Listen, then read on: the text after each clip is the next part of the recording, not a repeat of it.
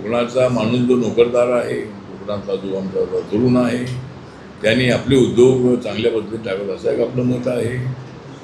त्यानंतर आता एक तर काँग्रेस जनता पार्टी जी आहे आपल्या अभिजित दिपकेंनी गेलेली, तर माननीय चंद्रकांत जे सुप्रीम कोर्टाचे चीफ जस्टिस आहे, त्यांनी सांगितलं की माझ्या वक्तव्याचा विपर्यास करण्यात आला. काँग्रेस मी म्हणालो होतो, आता त्या काँग्रेसच्या नावाने अभिजितनी ती पार्टी सुरू केलेली आहे. आता पहिल्या लढ्याला त्याला यश मिळालेलं आहे.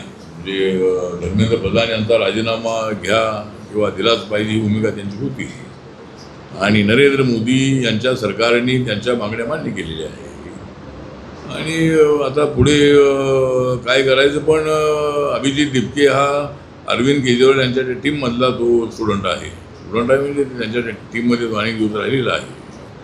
माननीय अण्णा हजारे साहेबांचं जे आंदोलन होतं, त्या आंदोलनाच्या काळामध्ये किंवा नंतर तो त्यांच्यासोबत आता राहिलेला आहे. ठीक आहे, कुठेही राहिला असला तरी आपलं मत असं आहे की आता अभिजित दिपकेनी रिपब्लिकन पक्षात आलं पाहिजे. म्हणजे रिपब्लिकन पक्ष बाबासाहेबांचा खरा पक्ष आहे. रोज एखादा पक्ष काढून उपयोग नाही, पण त्यांनी तो पक्ष काढल्यामुळं नीट एक्झाममध्ये झालेल्या पेपर फुटीचा मोठ्या प्रमाणामध्ये इम्पॅक्ट जो आहे, हा इम्पॅक्ट हा घराघराशी पोचलेला होता आणि पेपर लीक होणं अत्यंत अयोग्य आहे. अनेक वेळेला पेपर लीक होत आहे. तर म्हणून आता सरकारने कायदा केलेला आहे की 10 वर्षाची शिक्षा जो यामध्ये सापडेल त्याला 10 वर्षाची शिक्षा, त्याला दंड आहे. अशा पद्धतीचा कायदासुद्धा आमच्या सरकारने बनवलेला आहे. आणि अशी पेपरफुटी लीक होऊ नये यासाठी नक्की सरकारच्या वतीनं प्रयत्न होतील.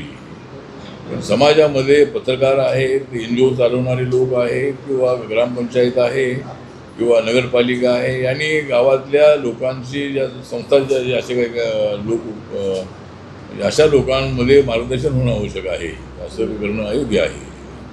त्यामुळं कायदा झाला तरीसुद्धा कायदा तोडणारे लोक आहेतच. कायदा तर आहेच आहे, पण म्हणून आता पेपर लीक होऊ नये याचा असा आमचा प्रयत्न आहे.